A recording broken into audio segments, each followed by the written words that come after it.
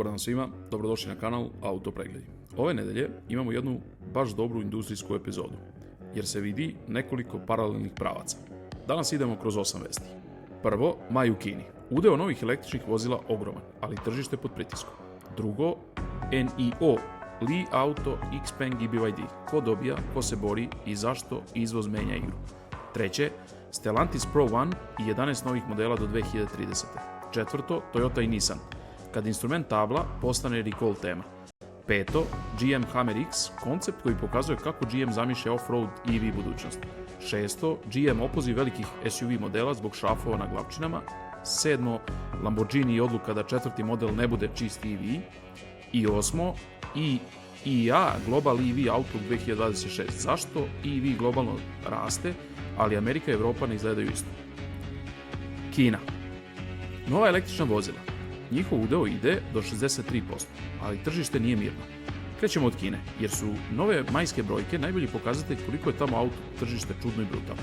Prema preliminarnim podacima koje prenosi Investing.com, pozivajući se na Macquarie analitičare, kineska prodaja novih energetskih vozila, dakle EV i plug-in hibrida, pala je u maju 2026. oko 7,5% u odnosu na maj prošle godine, na oko 950.000 vozila. Na prvi pogled to zvuči kao loša vez za EV, ali drugi deo rečenice je mnogo zanimljiviji.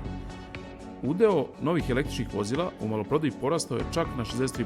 Drugim rečima, nije problem u tome da Kinezi odustaju od električnih i plug-in hibridnih vozila, problem je što je celo tržište pod pritiskom, a konkurencija među proizvođačima je toliko jaka da margine pucaju. Cene se stalno pomeraju, a kupac ima previše izbora. Posebno je zanimljivo da rast sve više dolazi s polja. BYD u maju imao izvoz veći za oko 80% u odnosu na godinu ranije, a Geelyjev inostrani rast bio je oko 184%. To je ogromna stvar, jer pokazuje da kineske firme ne traže samo kupca u Kini.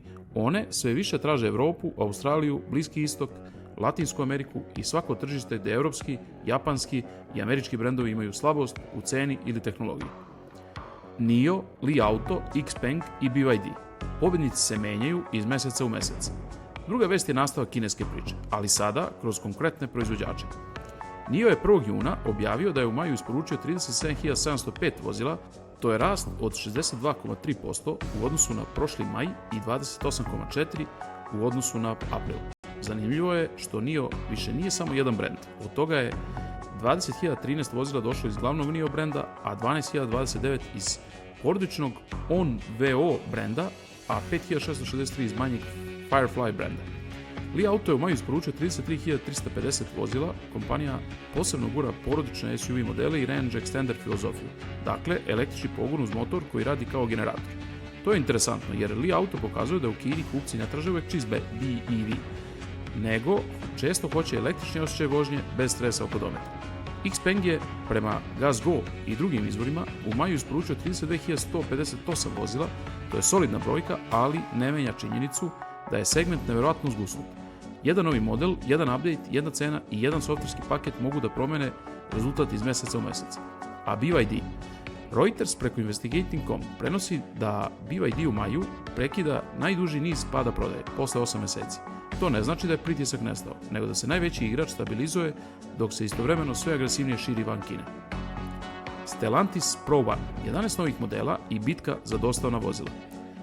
Stellantis je 28. maja objavio plan za svoju globalnu jedinicu komercijalnih vozila. Na igrače do 2030. dolazi 11 novih modela, uključujući 2 nove generacije vanova i mid-size pick-up platforme. Ovo nije samo vez za kurirske firme i majstore. Komercijalna vozila su ogroman biznis. Ako kontrolišete dostavne kombije, male kamione, pick-upove i servisnu mrežu, imate stabilne kupce koji ne kupuju auto iz emocije, nego iz matematike. Koliko nosi, koliko troši, koliko stoji, koliko se brzo popravlja i koliko vremena radi. Stellantis Pro One već ima jaku poziciju. Prema kompaniji prodali su oko 1,65 miliona komercijalnih vozila u 2025. Prvi su u Evropi i Južnoj Americi, drugi na Bliskom istoku i u Africi, a treći u Severnoj Americi.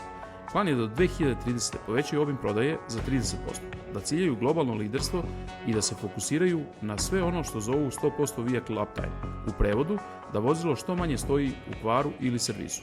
Posebno zanimljiv deo je Box on Wheels, autonomni koncept za dostavu posljednje milje, koji će pokazati na EAA Transportation sajmu u Hanoveru 14. septembra. To je praktično autonomna kutija za gradsku logistiku, bez izduvnih gasova sa idejom da smanji troškove dostave. Tu su i nove van platforme sa STLA Brain arhitekturom izborom BEV, hibridnog i SUS pogona, nove LFP i NMC baterije, obnova Fiat Strada i Fiat Toro pick-upa, dolazak Ram Rampage u Severnu Ameriku, obnova full-size Ram pick-upova i prvi range extender electric vehicle u toj porodici. Toyota i Nissan, kada instrument tabla postane bezbednosni problem. Četvrta vest su opozivi, ali ovaj put vrlo zanimljivi jer se ponavlja ista tema, kombinovani displej, odnosno instrument tabla. Toyota je 27. maja objavila bezbednosni opoziv za određene 2024. do 2025. godine Toyota Land Cruiser, Toyota Mirai, Lexus UX, Lexus GX modele u Severnoj Americi. U SAD-u je uključeno oko 82.000 vozila. Problem je u 12,3-inčnom kombinovanom displeju. Toyota kaže da neki delovi ekrana tokom startovanja mogu ostati prazni, pa vozač ne bi vidio određena upozorenja ili indikatore. Zbog toga vozila ne ispunjavaju federalne bezbednosne zahteve, a ako vozač ne vidi upozorenje, može kasnije reagovati i povećava se rizik od sudara ili povrede. Rešenje je softversko, diler ažurira softver kombinovanog displeja besplatno, a vlasnici treba da budu obavešteni do kraja jula 2026. Vrlo sličnu temu ima i Nissan Kicks. Car Complaints prenosi da više od 51.000 primjeraka 2025. i 2026. Nissan Kicks ima problem sa kombinovanim meračem, gdje softver može da uđe u petlju bez mehanizma za oporavak i da izgubi komunikaciju između grafičkog i automobilskog kontrolera. Prevod, ekran instrument table može da prestane da prikazuje ono što treba. GM Hammer X, brutalni off-road EV koji nije za prodaju, ali pokazuje smer. Peta vest je GM i nešto vizualno zanimljivije. General Motors je 28. maja otvorio novi Advanced Design Pasadena studiju u Kaliforniji i pokazao GMC Hammer X koncept u pick-up i SUV formi. Odmah da naglasimo, ovo nije serijski auto i nije za prodaju. GM ga predstavlja kao koncept i test bed za nove tehnologije, dizajn i ideje oko avanturističkih EV vozila. Ali koncept je zanimljiv jer pokazuje kako GM zamišlja manji, modularniji i ekstremniji Hammer. Hammer X je srednje veličine, potpuno električna off-road ideja, sa naglaskom na 4 stvari. Rekonfigurabilnost, sposobnost, zajednicu i održivost. Najzanimljivija tehnologija je Flex Fab. Neka vrsta fleksibilne proizvodnje metala za male serije i različite dizajne bez klasičnih velikih alata za presovanje. GM ga opisuje kao pristup sličan 3D rampi, ali za metalne strukture. Hammer X ima ozbiljne off-road detalje, nizak centar mase, ogromne Goodyear gume od 35 do 37 inča, bedlock felne, multimatic amortizere, zaštitu podvozja i vrlo ozbiljne uglove prilaska i silaska. Tu je i Hammer Hub ideja sa povezanim aplikacijama, pa čak i dron koji može da izviđa teren ispred vozila i šalje podatke nazad. GM opoziva velike SUV modele zbog šrafova na glavčinama. Autoblog prenosi da GM opoziva 2464 full-size SUV vozila zbog pogrešnih šrafova na glavčinama točkova. U pitanju su 2025 i 2026 Cadillac Escalade i Cadillac Escalade ESV, Chevrolet Tahoe i Suburban, GMC Yukon i Yukon XL. Problem je vrlo konkretan. Neka vozila su mogla dobiti pogrešne šrafove posle ugradnje dodatnog dealer installed brake paketa ili posle servisa prednjih ležajeva ili glavčina. Ti šrafovi mogu vremenom da se olabave ili deformišu, što povećava rizik od gubitka kontrole. Pogođena vozila su ograničena uglavnom na modele sa 24-inčnim točkovima. GM ne prijavljuje nesreće ili povrede, ali vlasnici mogu čuti buku ili osjetiti vibraciju u zoni glavčine. Rešenje je zamena šrafova na prednjim glavčinama kod dilera. Lamborghini. Četvrti model neće biti čisti EV. Autoblog i drugi mediji prenose da Lamborghini ne planira da njegov četvrti model bude potpuno električni auto. Umjesto toga pravac ide ka plug-in hibridu. Ovo je velika promjena u odnosu na ideju Lanzador koncepta, koji je prvobitno najavljivan kao pogled u budući potpuno električni četvrti Lamborghini model. Ali Lamborghini sada očigledno procenjuje da njihova publika ne želi čisti EV u dovoljnoj meri. I to vrlo logično ako razumemo luksuzne sportske brendove. Za običan brend EV može biti tiši, jeftiniji za vožnju i tehnološki napredniji. Za Lamborghini kupac plaća i zvuk, motor, dramatičnost, ritual, teatralnost. Ako mu to oduzmete, morate dati nešto jednako emocionalno, a to je mnogo teže nego napraviti auto koji ide brzo pravolinijski. EIA Global EV Outlook 2026. EV raste globalno, ali ne ravnomerno. Za kraj, jedna velika slika. EIA je objavila Global EV Outlook 2026. Prema izveštaju, globalna prodaja električnih automobila, uključujući plug-in hibride, prešla je 20 miliona u 2025. godini i to je oko četvrtina svih novih automobila prodatih globalno. Za 2026.